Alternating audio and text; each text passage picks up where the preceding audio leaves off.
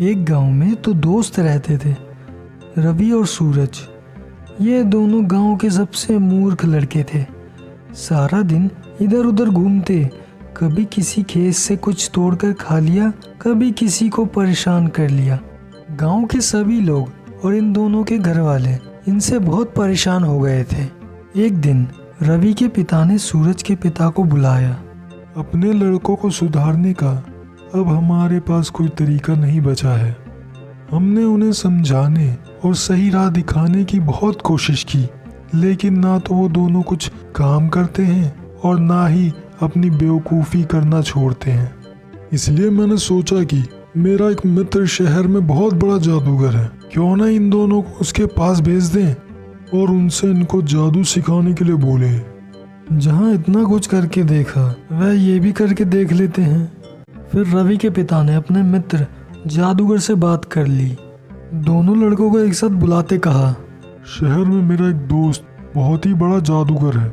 मैं तुम दोनों को उसके पास भेज रहा हूँ ताकि तुम उससे जादू सीख सको और आगे अपने परिवार की देखभाल कर सको। लेकिन तुम दोनों को वहाँ 2 साल तक रहकर जादू सीखना होगा और पूरी मेहनत करनी होगी।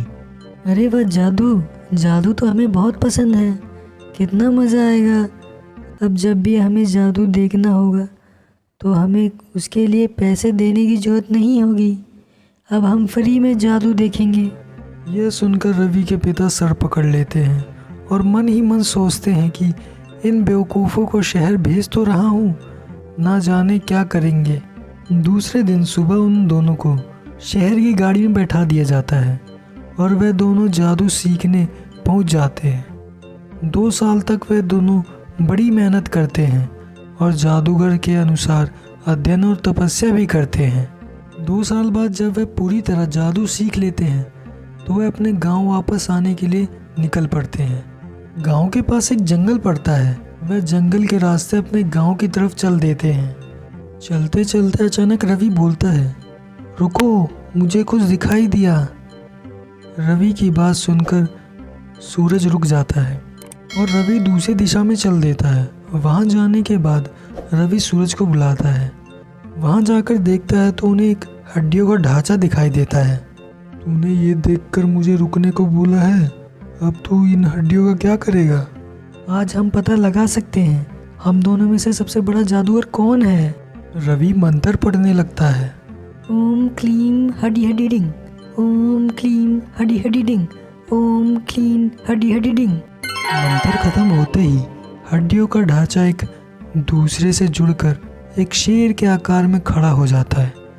यह देखकर सूरज बोलता है, बस तुझे इतना ही जादू आता है?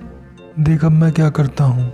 ओम क्लीम अकारम अकारम भट्ट, ओम क्लीम अकारम अकारम भट्ट, ओम क्लीम अकारम अकारम भट्ट। मंत्र खत्म होते ही उस शेर की हड्डी के ढांचे के ऊपर मांस आ जाता है।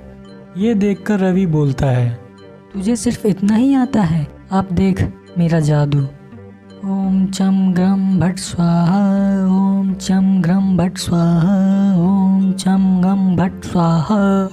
जैसे ही मंत्र खत्म होता है, उस शेर के मांस के ऊपर शेर की खाल और उसके बाल आ जाते हैं। अब शेर पूरी तरह आकार ले चुका होता है। तभी सूरज बोलता है, तू बस इतना ही कर सकता है। रवि, तूने कुछ नहीं सीखा। अब तू देख मेरा जादू, मैं सबसे बड़ा जादूगर हूँ। ओम क्लीम ग्लीम स्लीम फट स्वाहा, ओम क्लीम ग्लीम स्लीम फट स्वाहा, ओम क्लीम ग्लीम स्लीम फट स्वाहा। मंत्र खत्म होते ही शेर में जान आ जाती है और वह सूरज को मार देता है। ये देखकर रवि डर जाता है और शेर उसे ही मार देता है और शेर बड़े आराम से खुशी खुशी टहलते हुए जंगल में चला जाता है। मोरल ऑफ द स्टोरी, दोस्तों, जब तक हम में किसी भी कार्य को करने की सही समझ नहीं होगी, तब तक ऐसा ज्ञान हमारे लिए व्यर्थ है। जिस तरह इस कहानी में 2 लड़कों में ज्ञान तो था, लेकिन समझ बिल्कुल नहीं थी और उसी कारण दोनों को अपनी जान गंवानी पड़ी। Thank you for watching this video. Like करें, सब्सक्राइब करें और हिट बेल आइकन दबाएं और इसे अपने दोस्तों में ज़रूर शेयर करें।